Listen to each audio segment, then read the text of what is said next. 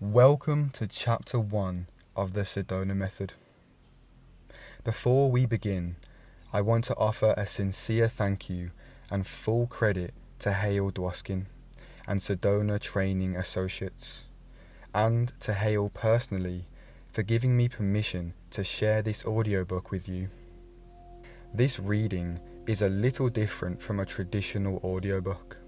I first created these recordings for my own practice with releasing, shaping the material in a way that helped it settle more deeply into my life. Because of that, you'll hear a combination of Hale's original wording, passages I've rephrased for clarity, and a handful of personal reflections or references to related teachings that helped me understand the principles more fully. But you can rest assured, nothing essential has been removed. You're not missing any important points from the chapters. The core lessons and structure of the book are all intact. My aim isn't to replace Hale's voice, but to expand on the ideas. The additions, though, are simply my interpretations and may not reflect exactly what Hale intended. If you'd like the unfiltered teachings directly from the source, their website is linked in the description. I will say, despite my studies, I'm still not very good at releasing. Maybe by sharing this, we can help each other release and go free together. And with that, let's begin. The Sedona Method by Hale Dwoskin. Part 1, Chapter 1. Beyond the Suppression-Expression Cycle. The rapid changes that unfolded in Joe's life after he began using the Sedona Method are a powerful example of what's possible for all of us. Persistent difficulties clear up. Exciting new possibilities emerge, and serendipity smooths the flow of events. When he started, Joe was at one of the lowest points in his life. A plane crash had left him in a wheelchair for 7 months. His company was forcing him out, and a 3-year divorce battle had drained his energy. Yet within weeks of releasing, everything turned around 180 degrees. His ex-wife agreed to mediation, and they reached a peaceful settlement. Soon after, Joe unexpectedly met the chairman of the company he was suing for wrongful termination at a charity event, and within days, Joe's lawyer called to say that the case had been resolved in Joe's favour with a generous payout. To celebrate, Joe took a short trip to the Bahamas, where he struck up a casual conversation with a woman on the beach, who, by pure coincidence, lived and worked just blocks from him in Toronto. Their connection was instant, and that chance encounter soon blossomed into a lasting love. As Joe continued releasing, his career soared, his income grew exponentially, and his health improved beyond what doctors believed possible. Even after breaking 32 bones in the crash, he now walks perfectly and lives with virtually no pain. Joe still uses the same Sedona Method techniques that you'll be learning in this book every day, morning, night, and throughout his workday. As a result, he is happy and successful. Life is fun, and he is peacefully flowing from event to event. In his words, "I feel blessed." The Sedona Method turns big issues into small ones. Harmony and unqualified happiness are natural to each and every one of us. Yet here's how a typical workday looks and feels for too many people. We wake up, already anxious, our minds racing ahead before we've even reached the bathroom. The small reserve of energy from sleep is quickly spent on worrying and planning. Then comes the commute, traffic, crowds, the sense of wasted time. At work, we push ourselves through tasks we don't enjoy, looking forward to lunch or the end of the day. We deal with people, some pleasant, others draining, and since we believe there is nothing much we can do about anything that happens or how we feel about it, usually we simply stuff down our emotions and barrel on forward. Instead of addressing our emotions, we suppress them and carry on. By evening, we're exhausted, not just from working, but from bottling up our feelings. Maybe we unwind with food, drinks, or the news, hoping to relax and quiet the noise inside. And yes, for a moment, it can feel like relief, but in truth, the feelings haven't gone anywhere. They've only been pushed deeper underground, settling into the background of our nervous system like pressure behind a dam. We are now like ticking time bombs, like human pressure cookers, just waiting to explode, and it takes a tremendous amount of energy to keep the lid on. When we finally get home, our families want connection, but we have no energy left to give. Tempers flare, the TV comes on, and the cycle begins again the next morning. It's not just that we suppress, we also sedate. Many of our modern pleasures have quietly turned into anesthetics. The drink, the cigarette, the constant entertainment, the endless busyness. We even overdo healthy things like exercise just to distract ourselves from ourselves. In moderation, these activities are enjoyable, but they can become compulsive and addictive when used wrongly. They offer short bursts of comfort, but they don't resolve the cause of the unease, the resistance itself. Even therapies that release tension in the body can only give short-term symptom relief unless we also learn to stop resisting life as it unfolds, to stop suppressing our own baggage. Otherwise, the old patterns return. For many people, their emotional pain drives them to change their life for the better, using any means necessary. And what they often find, even if they do succeed, the relief they feel is short-lived, and they're left with the same sense of lack and desperation that they started with. It's a bleak picture, and for many, a familiar one. Whether you're an employee, a parent, a freelancer, or an artist, the pattern is the same. Over time, the rut deepens until we can feel like there is no way out. But it doesn't have to be that way. There is a way out. Letting go. One of the main ways we create our own unhappiness and disappointment is by holding on to limiting thoughts and feelings. Now, holding on isn't always wrong. Some things in life are meant to be held. I wouldn't suggest, for instance, that you not hold on to the steering wheel of a car that you were driving, or not hold your breath underwater.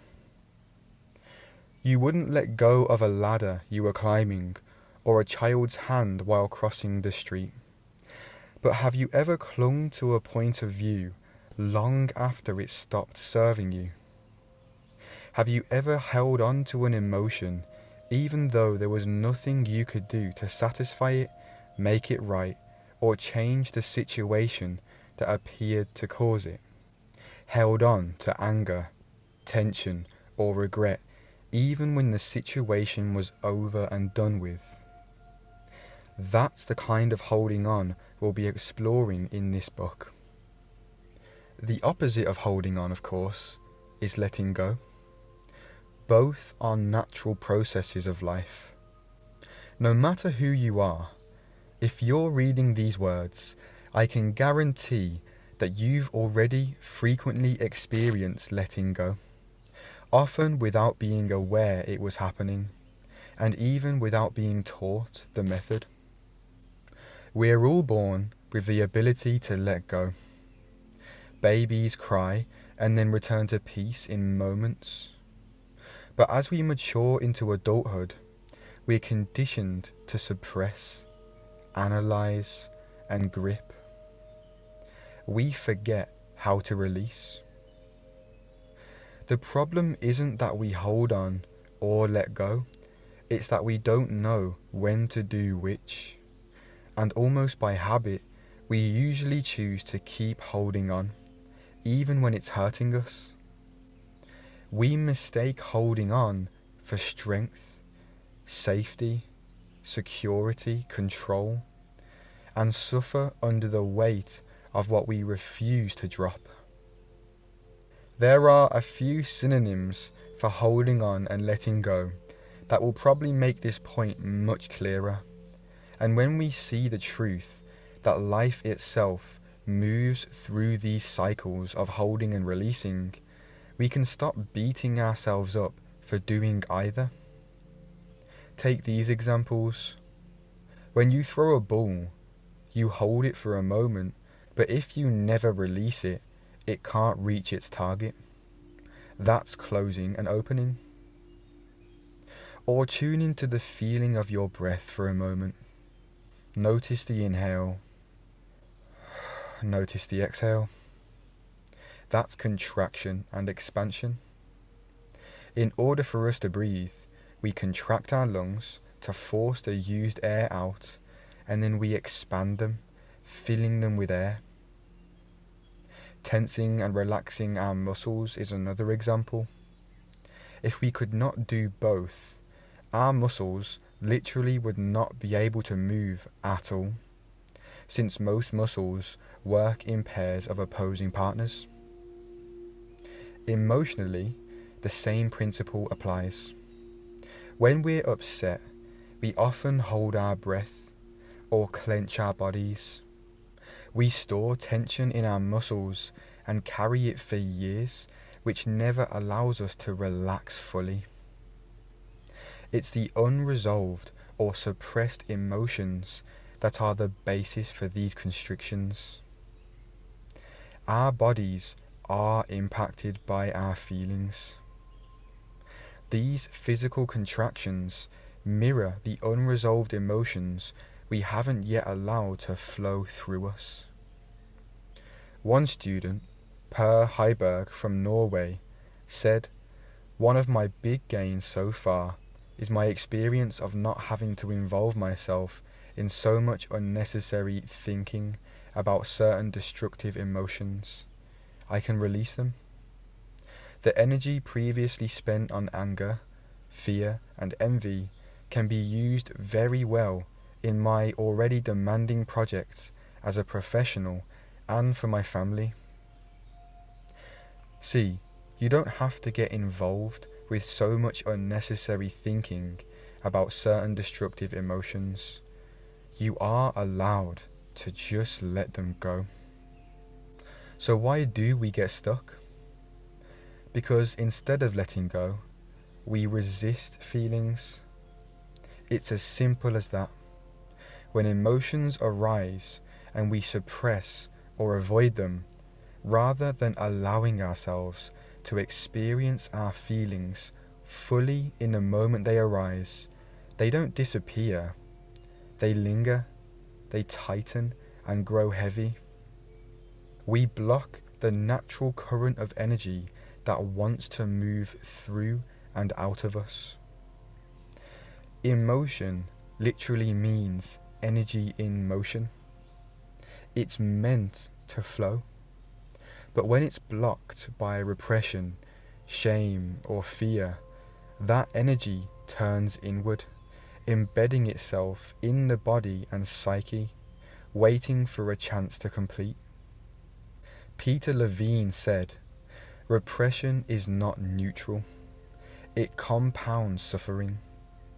What could have discharged in 90 seconds becomes decades of stored charge."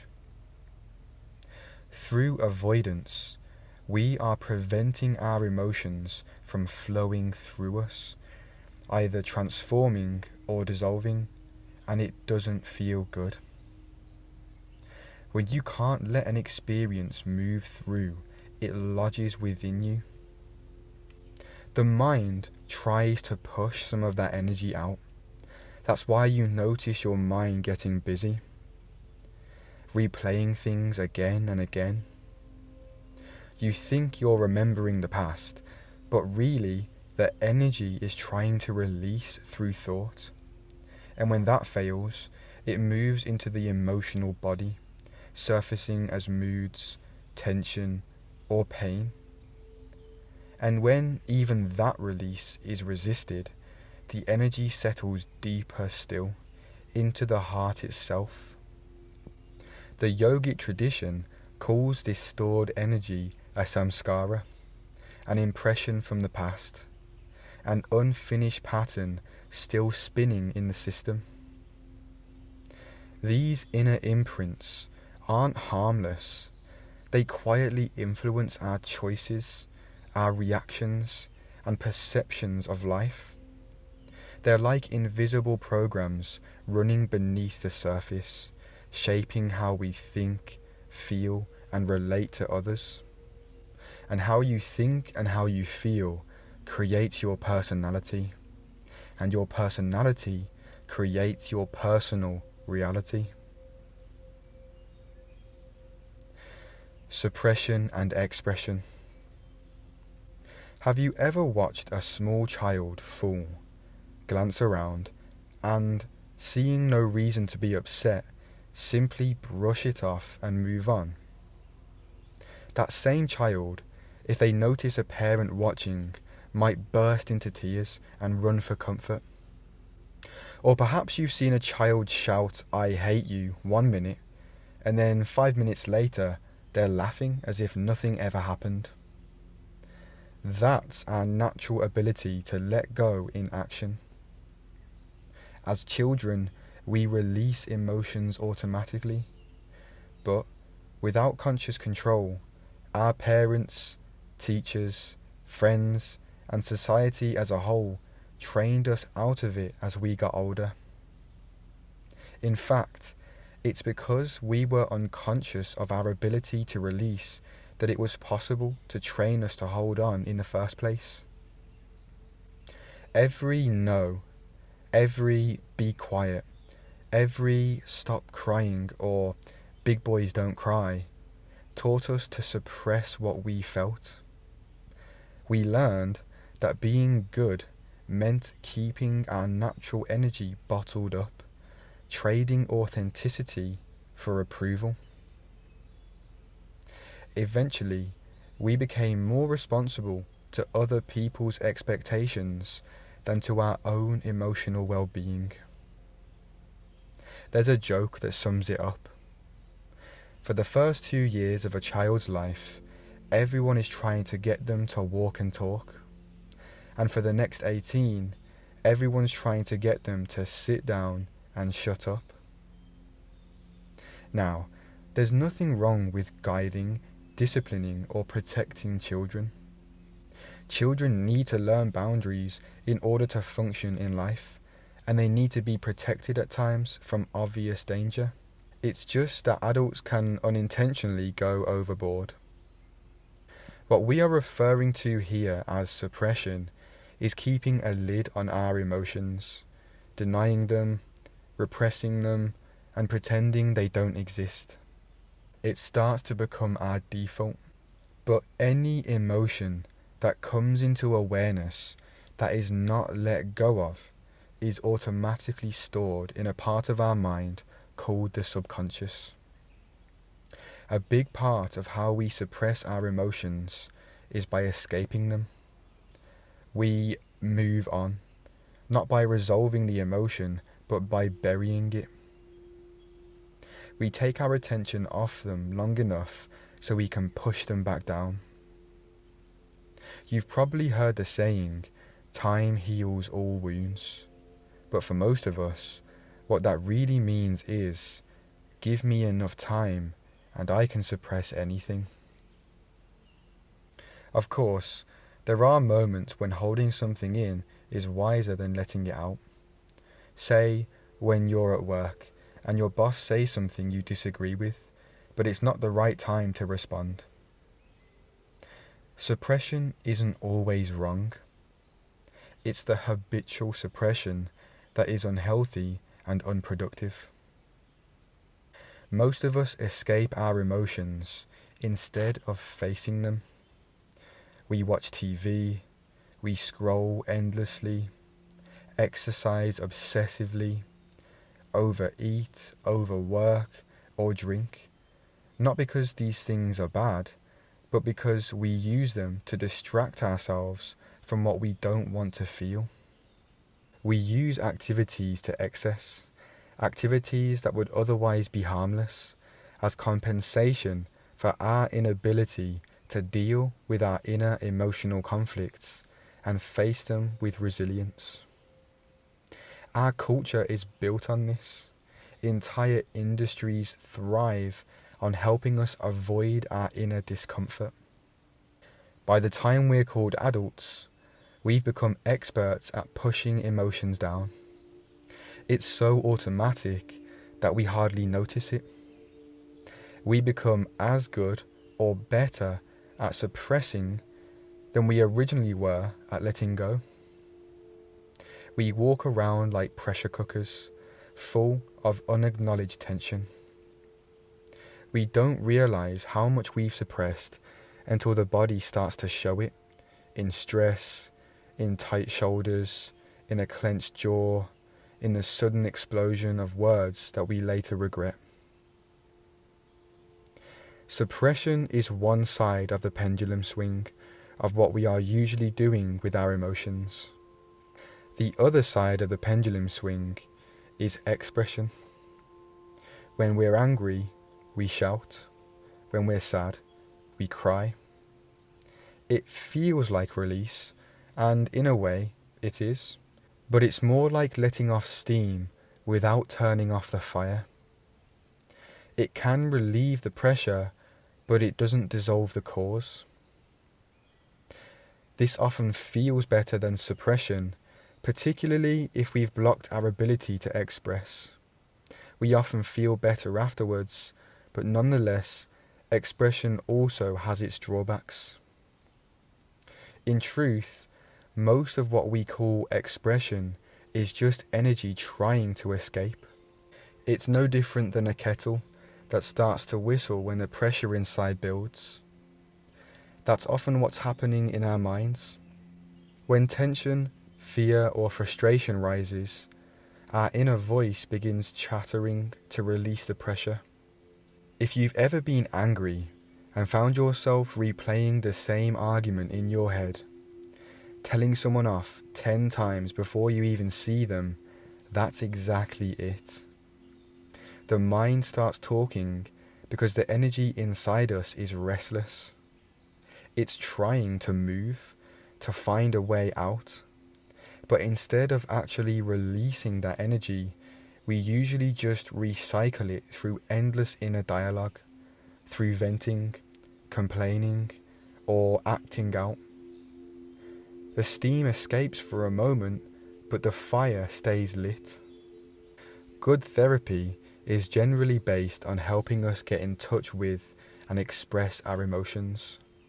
And healthy, lasting relationships certainly could not survive without us clearly expressing how we feel. But outside those safe spaces, venting emotions can just as easily create conflict or deepen wounds. Expression and suppression aren't bad, they're just incomplete. One side hides the feeling, the other amplifies it. And the main problem arises when we don't feel in control over which one is happening, and many times we find ourselves doing the opposite of what we intended. Very often we get stuck on one side of the spectrum or the other. These are the moments when we need to find the freedom to let go. The third alternative, releasing.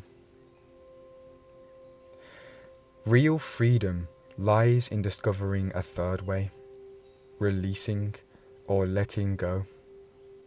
It's what we call the Sedona Method. It's the balancing point and natural alternative to inappropriate suppression and expression. When you release, you're not repressing or exploding. You're simply allowing the energy to move through and out of you, leaving clarity in its place. Imagine your emotional life as a pressure cooker. Suppression tightens the lid, expression blows off steam, but releasing turns down the heat and lets the contents safely cool. Because every feeling that has been suppressed is trying to vent itself, is simply waiting to be allowed out, releasing is merely a momentary stopping of the inner action of holding these feelings in so you can allow them to leave, which you will find they do easily under their own steam. When you stop resisting, the emotion begins to dissolve all by itself. As you practice letting go, you'll discover that you will have complete freedom to choose to suppress or express when appropriate, but more and more you'll naturally choose the balance point between the two, releasing. And this isn't some new skill you have to learn, it's something you already know how to do. Though you've probably become an expert at suppression and or expression, even so, you are still letting go. Think of laughter. Real, belly-shaking laughter is spontaneous releasing in motion. Remember the last time you truly laughed. Your body bounced, your chest opened, the tension melted, and suddenly you felt light, free, warm, maybe even blissful. That's what releasing feels like. It's a good description of what you may experience at times as you use the process described in this book. Although most of the time you may not laugh out loud as you let go, you will often smile and feel the same sense of inner relief that comes from true laughter. Or think of the time you lost your keys and turned a house upside down, only to find them in your pocket. At first you were tense and frantic, your mind replaying every possible scenario. Then you reached into your pocket and relief flooded through you. Your body softened, your mind went quiet. That is the sound of release. As you perfect your use of the method, you'll find yourself able to go right to this point of realization and relaxation, even on long-standing issues that you were tearing your life apart trying to resolve. You will discover that the answers have been right inside you all along. Sometimes a spontaneous release takes place in the middle of an argument. You're defending your position with all your might when you suddenly catch the other person's eyes and something softens. In that instant, You stop fighting to be right and remember that you care. The conflict loses its power and a new perspective opens. That too is releasing, the return to connection. As you master the ideas in this book, you will learn how to see more than just your own point of view, which will free you from all sorts of conflicts, some that you may even have forgotten you have. David Fordham from London, England says, "At work, I am more energetic, proactive and positive. I am in sales, and rejection does not have the same effect on me. In fact, I am now finding I get much less rejection." If you review your life, you'll probably recall many instances that you have let go. We generally let go, either by accident or when our backs are against a wall and we have no other choice. As you continue with this book and focus on reawakening and strengthening this natural ability within yourself by practicing the Sedona Method, you'll learn how to bring that same natural ability under conscious control, to make releasing a living skill you can use at any moment, even on the toughest days. To give you a sense of how releasing actually feels in motion, imagine a sliding scale, a flow from heaviness to lightness. On the left side of the scale are the feelings we all know too well: apathy, grief, fear, lust, anger, pride. When we're caught in these, we feel tense, unhappy, confused, heavy, closed, contracted, unproductive, and ineffective. Now picture an arrow moving steadily to the right, the arrow of release. As you let go, you naturally move through the states of courageousness, acceptance, and peace. And as you shift, those same qualities transform. Tense becomes relaxed. Unhappy becomes happy. That's the releasing flow. It's not something you force, it's the natural movement of consciousness when you stop holding on.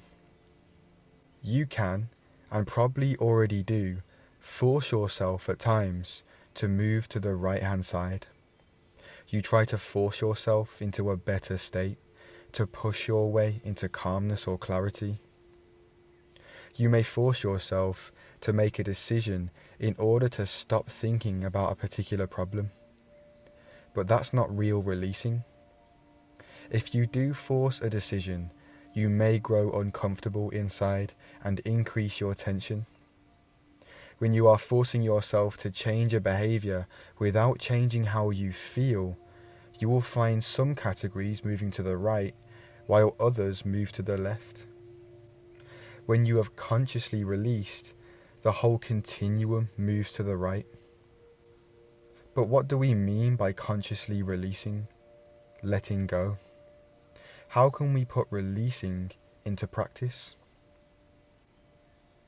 Practical releasing.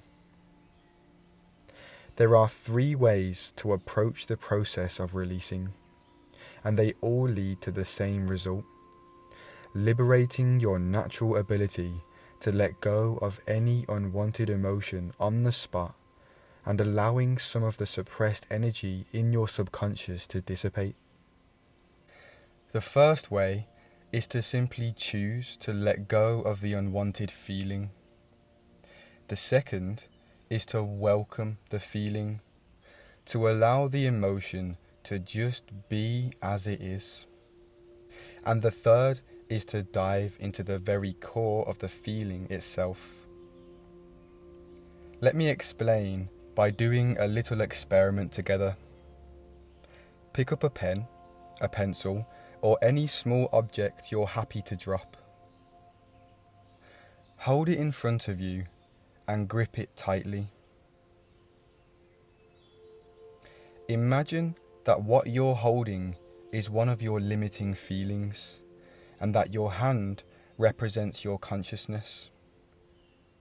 If you keep holding it long enough, that tension in your hand will start to feel uncomfortable yet familiar.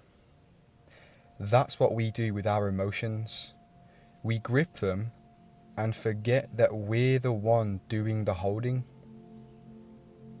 Now open your hand slightly and roll the object around in your palm. Again, notice that you are the one holding onto it. It is not attached to your hand. It's only your grip that keeps it there. And the exact same thing is true with your feelings. They aren't glued to you.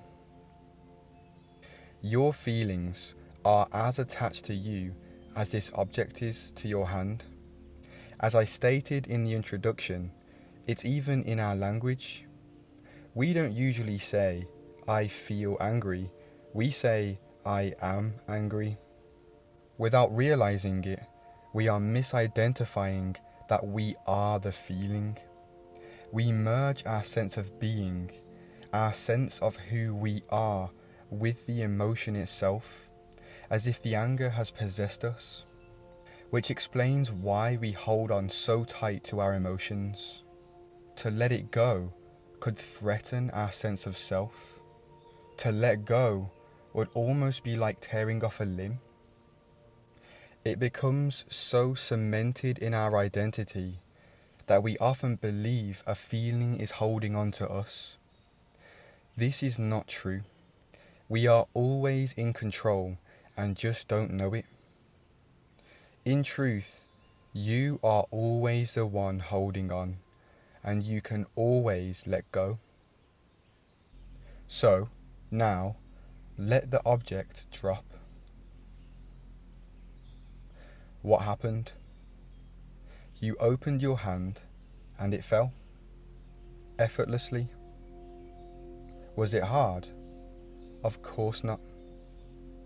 You didn't have to force it, reason with it, or make it go away.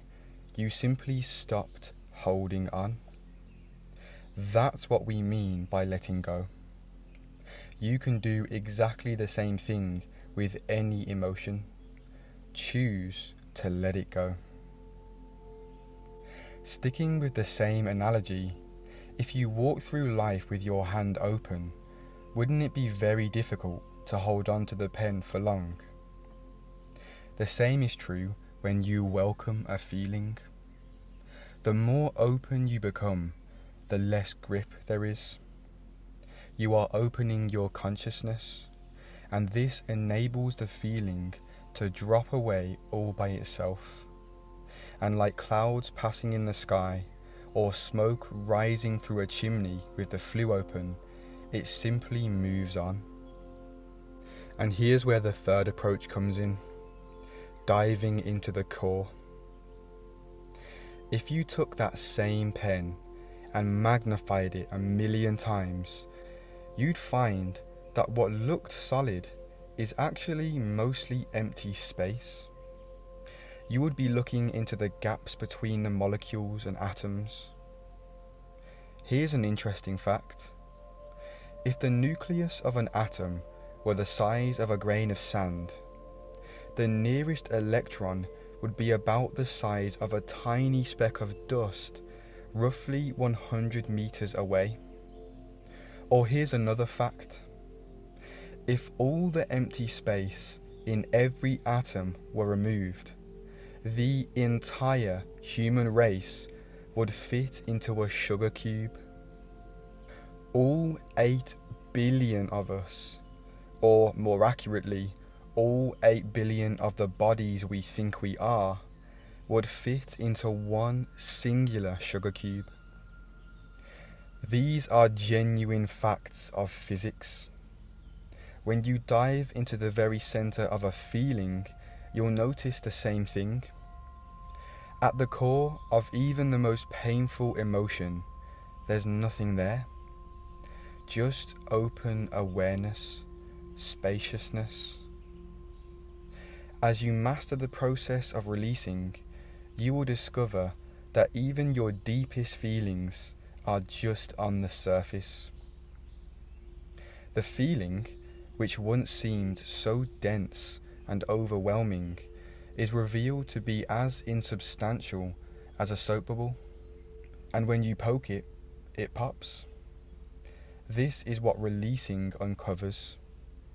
At the surface, you may feel waves of anger, sadness, fear, or pride, but at the core, you are empty, silent, and at peace, not in the pain and darkness that most of us would assume.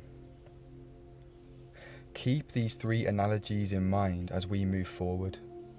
You can drop a feeling, you can open to it, or you can look directly into it and watch it dissolve. Releasing will help you to free yourself from all of your unwanted patterns of behavior, thought, and feeling. All that is required from you is being as open as you can be to the process. No analysis, no effort is required. Sustained attention, yes, but striving and struggle, no. Releasing will free you to access clearer thinking, yet it's not a thinking process. It will help you to access heightened creativity, but you don't need to be particularly creative to be effective at doing it. You'll get the most out of the process of releasing the more you allow yourself to see, hear, and feel it working, rather than by thinking about how and why it works. Feel it. Don't try to figure it out. Lead as best as you can with your heart, not your head. In other words, don't try to figure out the correct outcome. There isn't one. If you do find yourself getting a little stuck in trying to figure it out, you can use the identical process to let go of wanting to figure it out. Now, before we move on to the releasing questions themselves, it is essential that you're clear on the meaning of releasing, the meaning of letting go. As we've discussed, letting go is not something you do through effort or force. It's a happening that occurs by itself when the effort subsides. The only thing you can do is create the atmosphere, the attitude for releasing to happen. You cannot do releasing, however hard you try. None of the three methods require any striving. Sometimes we hear let go or release and immediately start trying to make it happen. Remember what Hale said? This isn't something to add to your to-do list. Sometimes we push, we strain, we repeat the words as if they were a command to the mind, but all that does is tighten the same knot we're trying to untie. You can't do letting go any more than you can do falling asleep. Have you ever done falling asleep? Or did you just drift off? Did you sip your warm tea, get cozy in your bed, and create the environment for sleep to happen? Think of it as lying in a warm bath. You don't push the water into your muscles. You just let it soften and loosen everything naturally. Sometimes, what I like to do is instead of asking myself if I can let it go, it feels more appropriate to stick with the second option of welcoming the feeling, and instead asking myself, could I let it in? And then, could I let it be? Could I let it up, let it in, and set it free? Like Hagrid said, better out than in. Just allow it more fully into your awareness and then do absolutely nothing to change it, fix it, or wish that it was different. Remember, sustained attention, that's all that's required. Don't say no to the feeling. Accept it as if you had chosen it. Now I know I'm being repetitive with these metaphors and points, but repetition is the best way we learn. You have to drive it home. And as you continue through this book, you must keep reminding yourself releasing is not a doing, it's an undoing. If you turn it into another method of struggle, another attempt to get rid of what you feel, you'll miss the heart of it entirely. But when you stop trying, even for a moment, and let yourself simply be as you are, when you stop minding how you feel, you'll notice the tightness begins to melt away on its own.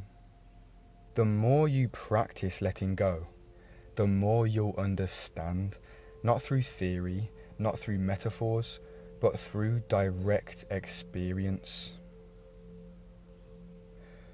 Choosing to let go. Make yourself comfortable and focus inwardly.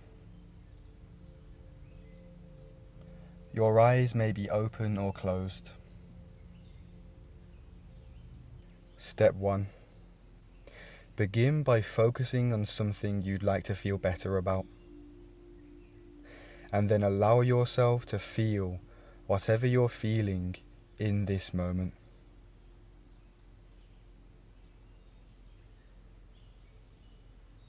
It might be a specific issue, a situation, or simply how you feel right now.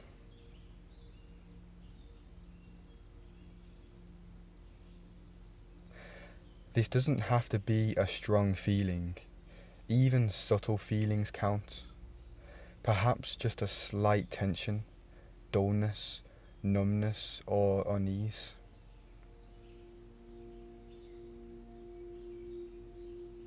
If you'd like, you can even check in with how you feel about this book and what you hope to gain from it.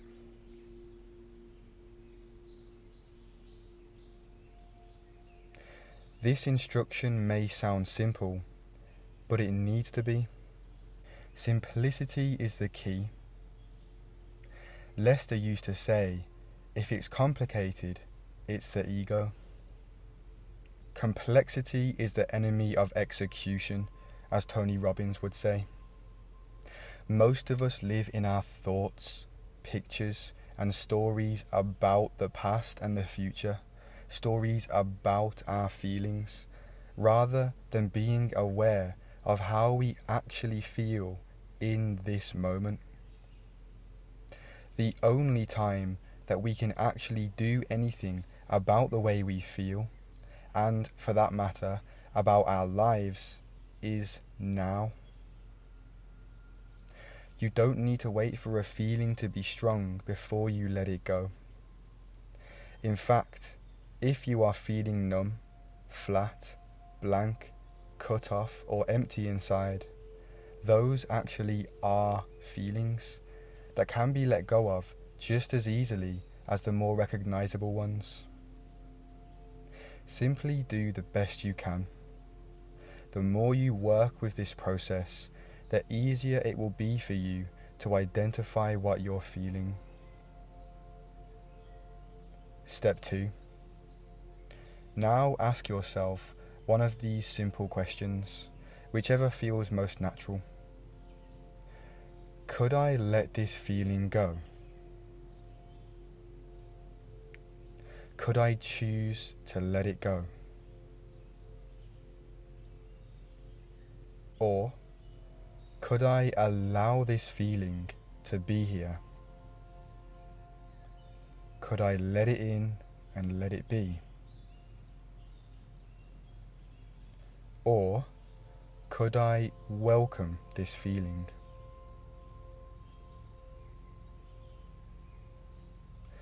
These questions are just checking if it's possible to take this action. Answer honestly with the first response that arises. Yes or no are both perfectly fine. In fact, you'll often find some release happening even if you answer no. As best as you can, answer the question that you choose with a minimum of thought, staying away from second-guessing yourself or getting into an internal debate about the merits of that action or its consequences. Don't overthink it. Feel it. All the questions used in this process are deliberately simple. They are not meant to be analysed. They're not even important in and of themselves, but are designed to point you toward the experience of letting go, to the experience of stopping holding on. Once you've asked one of them, move on to step 3, no matter what your answer was. Step 3. Now ask yourself, would I? In other words, am I willing to let this go? Again, stay out of debate, and also remember that you're always doing this process for yourself, for the purpose of gaining your own freedom and clarity.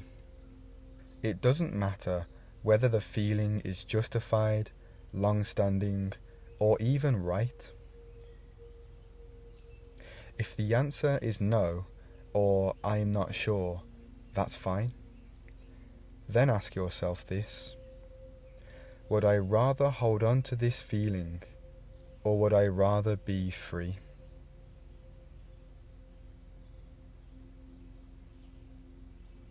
Would I rather hold on to this feeling, or would I rather be free? Even if your answer is still no, continue to step 4. Step 4. Ask yourself this simpler question: when? This is an invitation to just let it go now. Not to think about it, not to plan it, just to allow the release to happen in this very moment. You may find yourself easily letting go. Remember that letting go is a decision you can make any time you choose. Step 5. Repeat as needed. Go back through these steps as many times as you like, until you feel free of that particular feeling. You will probably find yourself letting go a little more on each step of the process. The results at first may be quite subtle. Very quickly, if you are persistent, the results will get more and more noticeable. You may even notice that a single issue carries layers of emotion. That's perfectly normal. Each time you release a layer, that part is gone for good. Welcoming an emotion. You may have noticed that when you focused on your feelings in step 2 of the releasing process above, you let them go. They simply dissipated. Because we spend so much time resisting and suppressing our emotions, rather than letting them flow freely through us, welcoming or allowing an emotion to be is often all that is necessary to allow it to release. One of my students, Natalie, discovered this in a very practical way. She drove the same busy highway every day, but each time she had to pass a large truck, she would panic. Her heart would race. Her mind would fill with images of gruesome accidents, and she'd grip the wheel in fear. Then, she began using a guided releasing exercise on her commute. As the anxiety arose, she would simply acknowledge it. "So, you're anxious?" she'd ask herself. "Yes, I'm anxious." Could you allow yourself to feel as anxious as you do? Yes. And that was it. In just a few moments, the tension would fade. Just by allowing her panic, rather than resisting it, the shaking would stop, her breathing would steady, her mind became quiet, and she'd drive on peacefully. By allowing her fear, instead of resisting it, Natalie rediscovered what this whole process is about. Not fixing feelings, but freeing them. Diving in. There's another way to release, the third way, the deeper way, called diving in. It's a little different from the other approaches. Unlike welcoming or choosing to let go, diving in isn't something you do while multitasking or driving. It works best when you can pause, sit quietly, and turn inward. It's especially powerful when a strong emotion is present. Fear, grief, sadness, anger, something you can really feel. Here's how it works. Let's say you receive some news that gets you upset. You start to feel a strong feeling of fear or grief, and you have the time to take a few minutes to release. Instead of trying to escape it, you sit down, close your eyes, and gently relax into the feeling as best as you can. Then, you ask yourself any questions from this list. What is at the core of this feeling? Could I allow myself to go there, right to the core?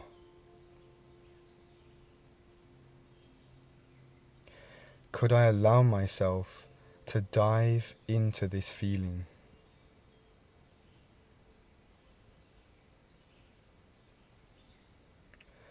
Could I give this feeling all the space it wants?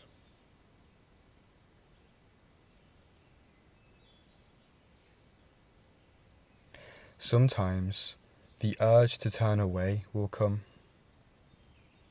Notice it, but don't obey it. Keep persuading yourself to dive deeper. Could I let go of the urge to escape?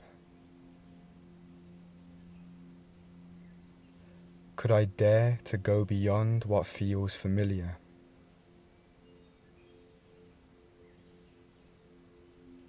Could I stop trying to get out and go through instead?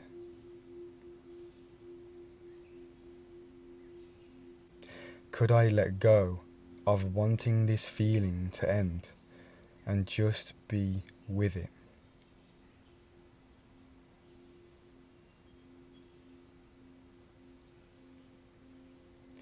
Choose any of those questions, say them slowly, and feel the question instead of answering mentally. Because if you haven't noticed by now, more often than not, the mind will answer no. When you feel that resistance, that rejection, just ask yourself, who's talking? I like to ask myself, what do I want from holding on to this feeling? And what do I want from letting go of it? Keep asking yourself the diving in questions and alternate between two sides of the spectrum. You'll probably come up with your own versions of these questions as you work with them over time. You can use any words that feel natural to you. You may picture yourself actually diving into the center of the feeling, or you may find yourself merely feeling what is at the core. Once you start to go deeper, you may experience various pictures and sensations. Just keep asking yourself, could I go even deeper? Persuade yourself to go even deeper beyond whatever picture, feeling, or story you may be telling yourself about the emotion. As you persist in this direction, you will reach a point where something pops inside, or you may find that you can go no deeper. You will know you've reached the core when your mind is calm and you feel peaceful inside. You may even see yourself bathed in an inner light or surrounded by a warm, welcoming emptiness and silence. If you're not sure, or you get stuck and feel like you can go no further at any point in this process, or you do not feel complete and free of the original feeling, then switch back to welcoming or choosing to let go. Remember, if the feeling still feels strong or is even intensified, you are not at the core. All feelings except peace are on the surface. This may be very different from what you've been told before about going deeply into a feeling. Many of us avoid diving into a feeling because we're afraid we'll get lost or it will get worse. However, if you really let yourself go past the surface and get to the actual core, you'll discover that this could not be further from the truth, as my student Margie found out. Margie came to class with a deep sense of grief that she'd been carrying around for over 10 years, ever since she felt betrayed by the staff of another self-help organisation. Without getting involved in the elements of her story, we mutually decided that diving into the grief would be the best way for her to let it go. I asked her the questions from above, and at first her grief intensified.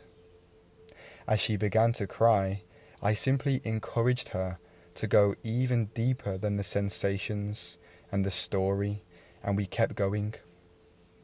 To Margie's surprise, in just a few minutes, she entered a state of profound peace.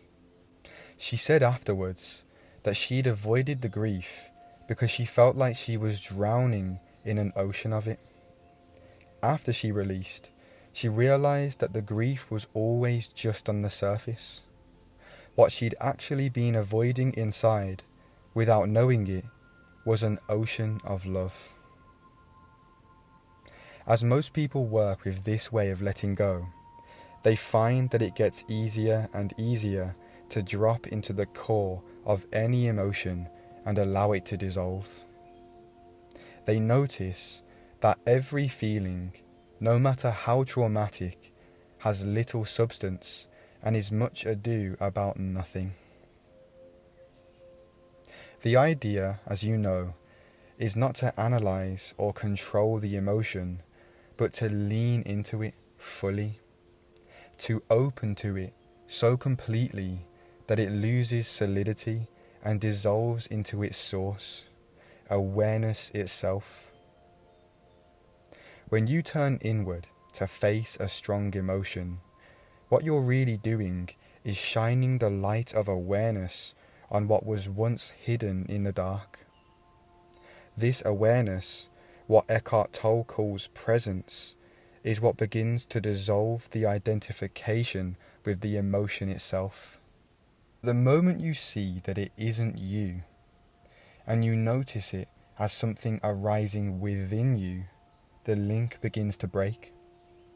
What was unconscious becomes conscious, and in that recognition, the emotion loses its grip.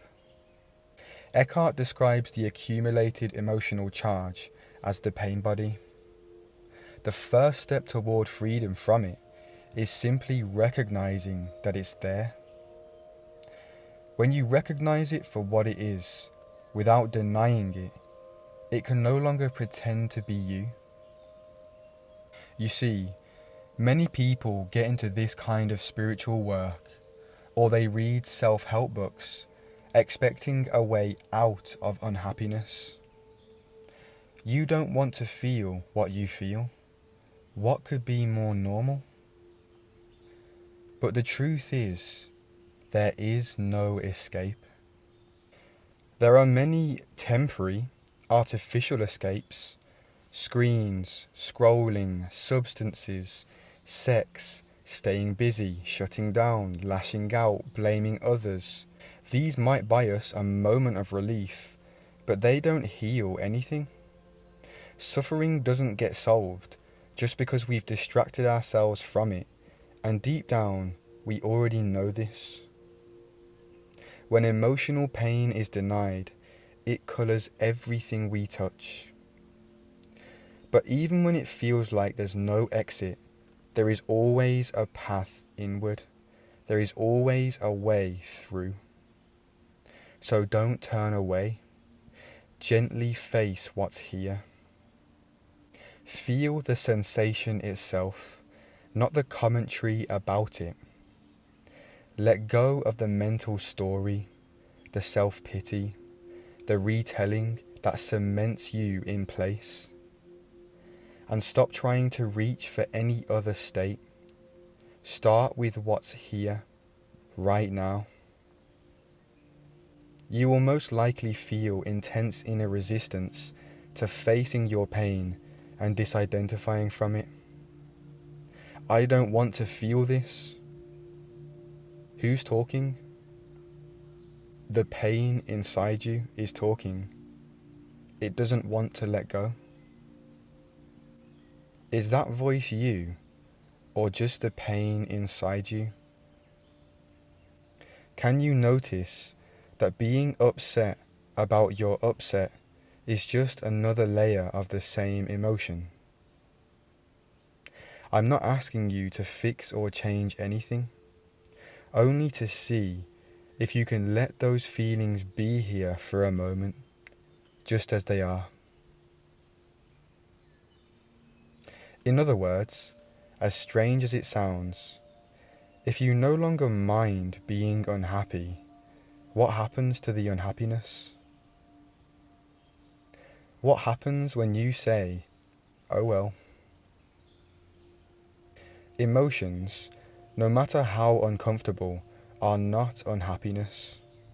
Emotions are just energy. It's only when we invest it with a negative story that it becomes unhappiness. Now, as we've mentioned, you should always adopt a gentle, playful approach.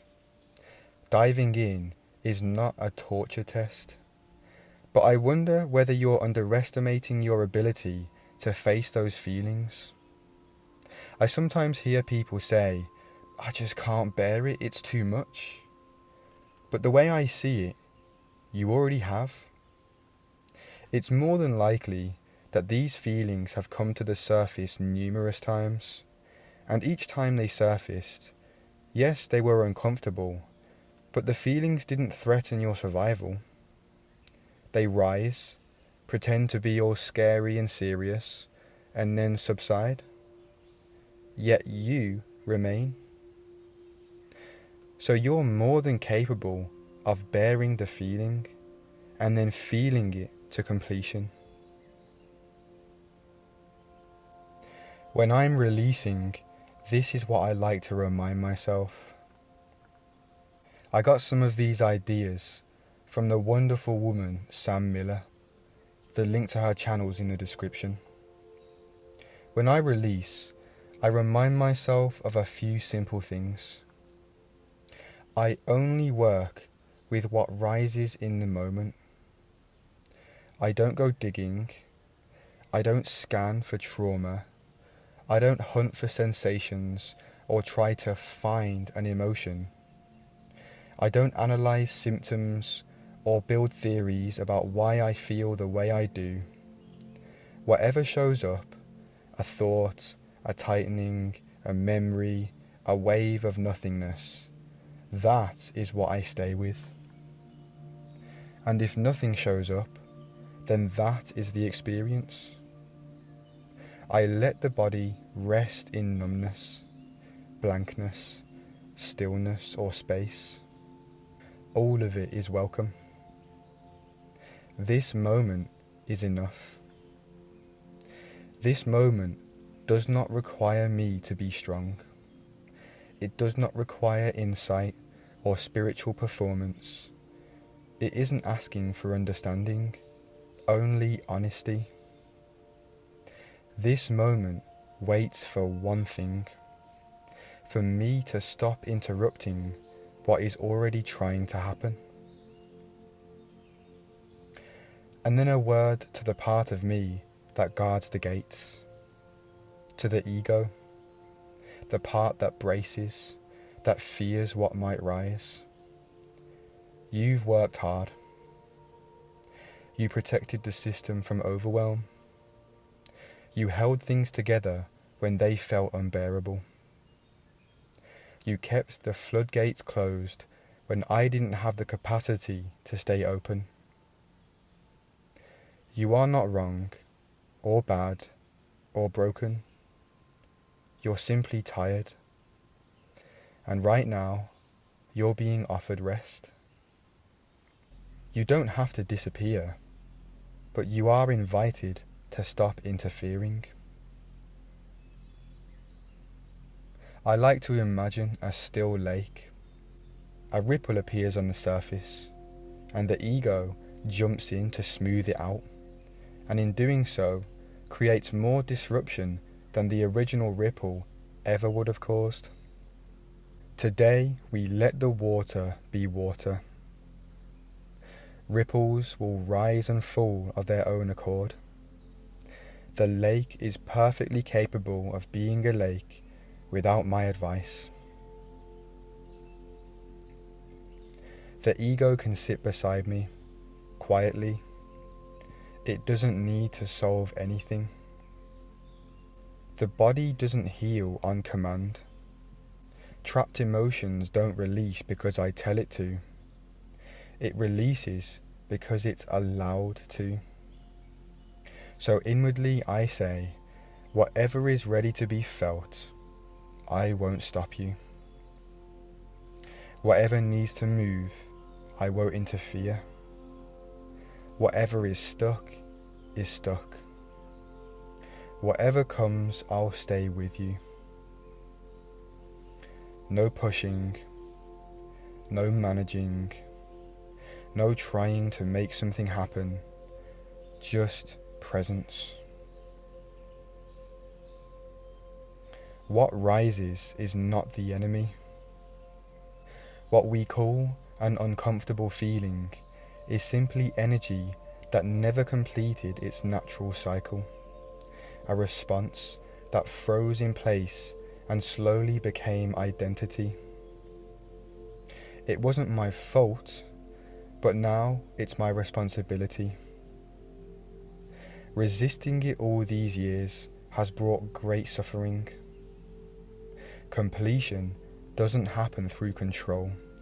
Completion happens through trust and allowing.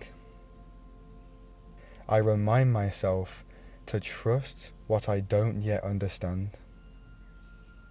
I don't label the experience. I don't fix it. I don't soothe it away. I simply stay. The mind will demand progress. I don't listen to it. The mind will ask, is this working? Is anything happening? Am I getting anywhere? I ignore it. The mind wants measurement, proof, linear improvement. But what's happening is not linear. It's deep, biological. It moves like roots under soil, like breath in deep sleep. It cannot be tracked. It can only be permitted. so I trust the body's slow intelligence. Nothing needs to be forced. Let whatever arises be integrated gently. There is nothing to lock in, nothing to preserve, nothing to get right. Your system knows what needs to emerge and when. Your job is simply to stay open, stay present, and offer the body the one thing it has always been waiting for: permission. If you want to accelerate your path, if you want to move more quickly on this path and accelerate your progress, adopt one simple but transformative attitude. Treat every down as an opportunity to go up. Lester Levinson would teach this to his students. Every down is an opportunity to go up. It may sound strange at first, but you can actually reach a point where you welcome inner disturbances, because each one is a doorway to freedom. As Michael Singer beautifully suggests, what we call problems are really invitations to release. Life will continue to stir your energy until you let it go. It will keep hitting the inner walls of the fortress you built. The old pull towards contraction, the tightening in the chest, the clench in the gut, the narrative that rushes in will still arise. Even after you resolve not to let it sweep you away, it can feel remarkably powerful. It happens everywhere, at work, at home, in relationships, in traffic, in silence. Life endlessly presents you with chances to grow.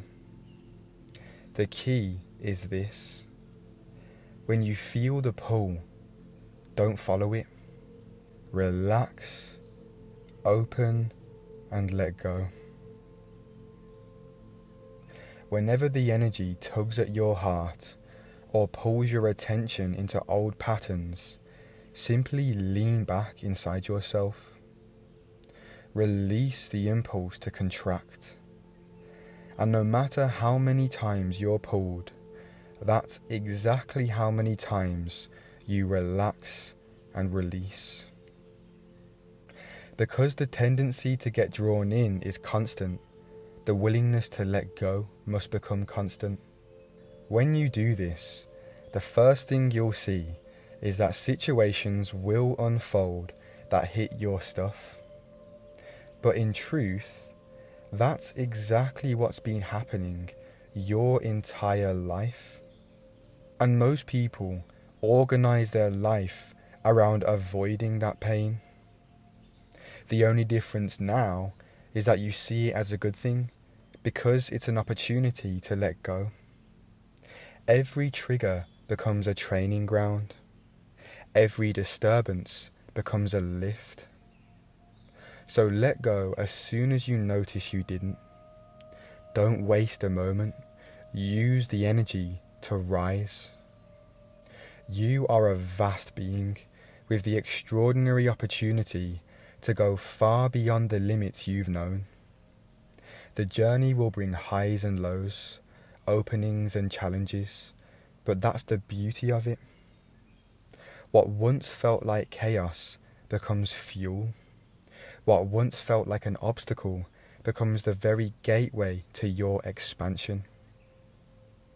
This is how you accelerate your path, not by avoiding life, but by meeting life, moment by moment, with a willingness to let go. Feelings only lie. When you catch yourself rationalizing a specific emotion, telling yourself what a useful function it serves, and justifying why you're absolutely right to hold on to it, that's a signal that you're being handed a pack of lies. The feelings you're releasing tend to argue for their own preservation. Feelings lie and make empty promises. Fear keeps you safe. Misery might get you what you want. If I feel guilty, I won't do it again. Anger is useful in getting my way. Negativity, in whatever form, does not help you to manipulate reality to get what you want. In fact, it keeps what you don't want in place and stops what you do want from emerging. All that's happening is a particular feeling is perpetuating the problem it appears to be preventing. It is a lie. That's when releasing can get a bit tricky, because the mind is so quick to jump in. When an emotion arises, say fear, guilt, or anger, the mind often jumps in to justify keeping it. I need this fear, it's protecting me. These are not truths, they're the emotion's survival script. The emotion doesn't want to die, so it whispers believable reasons to stay alive. But when you actually check, has fear ever truly kept you safe? Or has it just kept you frozen? Has guilt ever undone the past? Or has it only made you repeat it? Has anger ever given you control, or just drained your energy? You start to see that these reasons are illusions, defense mechanisms masquerading as wisdom. Has anything I just said stirred something up inside? Can you feel that inner pain defending itself? Could you welcome it up? Could you stop the holding on and let it flow freely? And could you let go of your grip? Would you? When? You don't have to fight it. Just notice. Here's the lie. And then gently ask, could I let go of believing this feeling right now? Could I let go of wanting to believe that it's helping me? Could I allow the possibility that I don't need this feeling at all?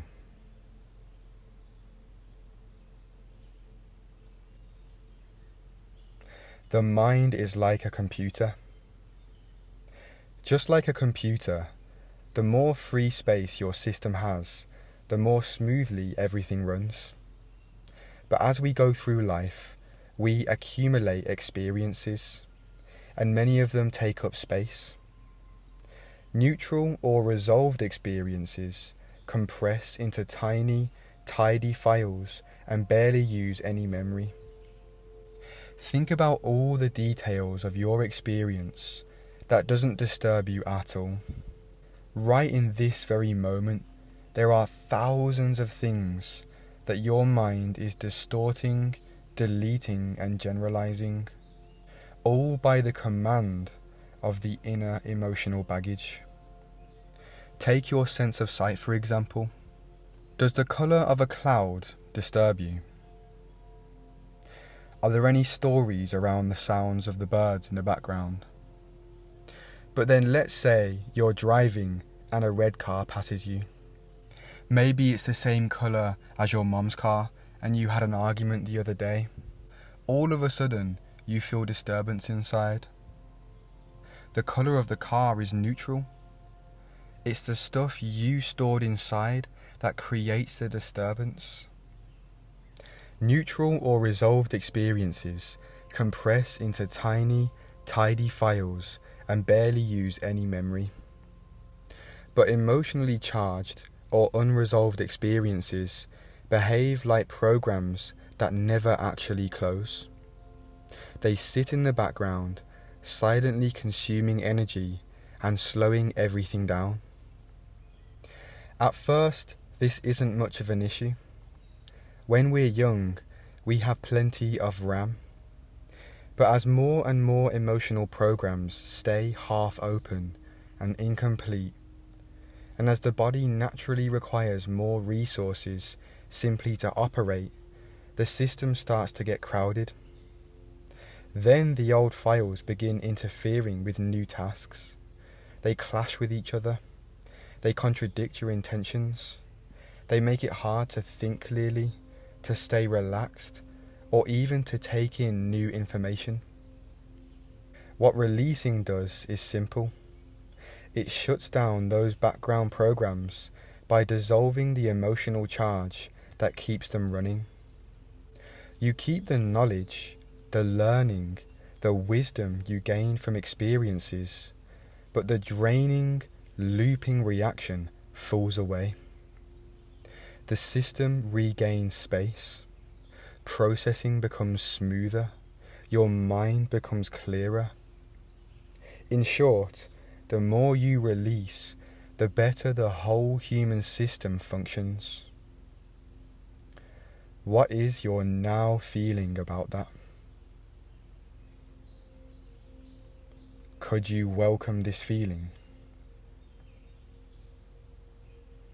Could you stop pushing against it? Would you let it go? When? Written releasing.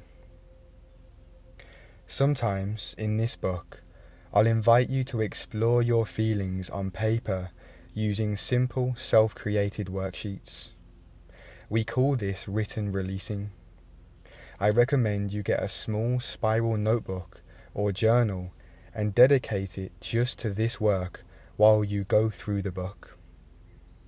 When you're done, for privacy, shred the parts you used for written releasing. There is no reason to save your releasing notes. So before you move on, grab your journal and make a list of anything and everything you'd like to change or improve in your life. This list will serve as a declaration of your intentions for this self-study course on the Sedona Method. We'll refer back to it as we go, so take your time and be as honest and complete as you can. As you write, don't limit yourself to what you think is possible to achieve from reading a book. You're learning a tool you can use for the rest of your life. Let yourself dream a little. This book is designed to help you begin a process that can lead to you having, being, and doing it all. The process is so powerful, in fact, and works at such a basic level that many of the intentions on your list will come to fruition even without you working on them directly. Write down your gains. As you begin releasing, I strongly encourage you to write down your gains as they happen. Recording your wins, even the small ones, reinforces the momentum and inspires deeper breakthroughs. The following is a short list of the type of gains you can expect as you work with the material in this book. Positive changes in behavior and/or attitude. Greater ease, effectiveness, and joy in daily activities. More open and effective communications. Increased problem-solving ability. Greater flexibility. Being more relaxed and confident in action. Accomplishments. Completions. New beginnings. Acquiring new abilities or skills. An increase in positive feelings, a decrease in negative feelings, and more love towards others. You'll also start to see your patterns of limitation more clearly, along with the specific ways your life could change for the better. Whenever one of these insights appear, write it down. coming back to life. It's my goal to help you learn everything you need in order to have, be, and do whatever you will or desire. I promise, if you work faithfully with the Sedona Method, it will transform every part of your life for the better. You will feel as though you are coming back to life. Practice releasing throughout the day. The more you focus on this way of dealing with your emotions, the more the benefits and ease of letting go will grow on you.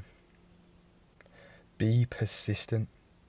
The more you explore letting go, the more natural it will become as an alternative to suppression and expression, and it will set you free.